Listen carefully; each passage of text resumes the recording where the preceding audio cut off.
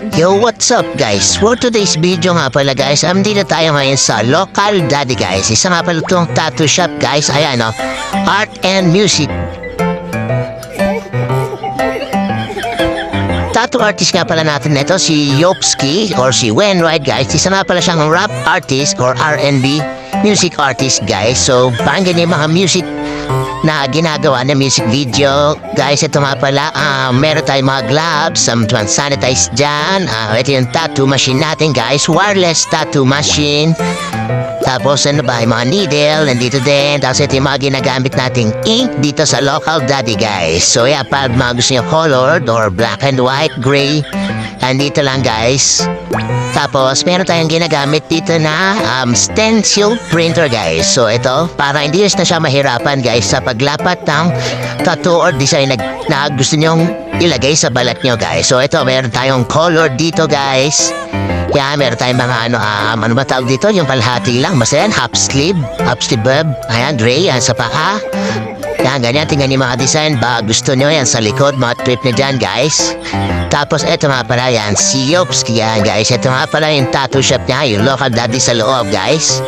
Ayan, at kasama natin ngayon yan si Mac guys. Ito, siya nga pala magpapatattoo yan. Tropa natin yung mga yan guys. Magpapatattoo siya sa dinte guys. So, ayan, wala, tamang vlog lang tayo dito. Syempre, para may makontent. Ito, habang nagdi-video, tamang himas ng tiyan. Tapos dumating nga pala si Russell dyan. Tamang chiga-chiga dyan. Tamang kape-kape dyan sa labas, guys.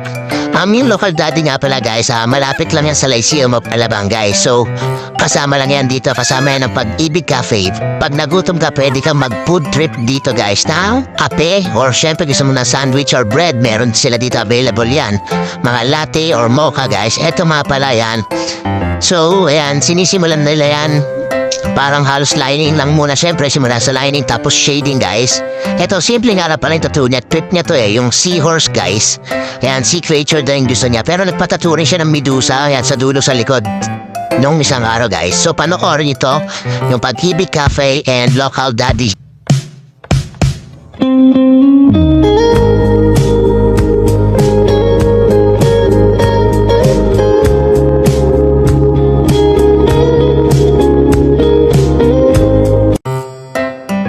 So, ito yung mga minimalist na tattoo natin, guys. Ayan, so may color din. Merong simpleng maliliit lang, napkit lang, pang babae, guys. Ayan, tattoo na minimalist, guys. So, ayan, check niya, may colored, may gray din, guys.